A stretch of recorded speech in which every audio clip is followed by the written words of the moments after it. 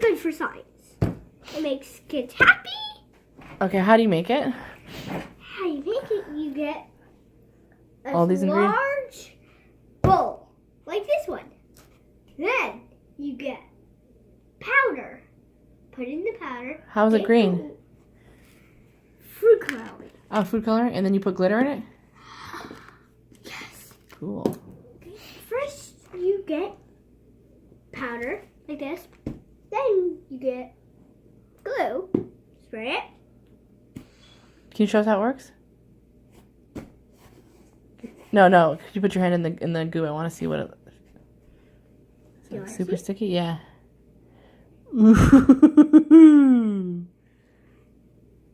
Pull it up.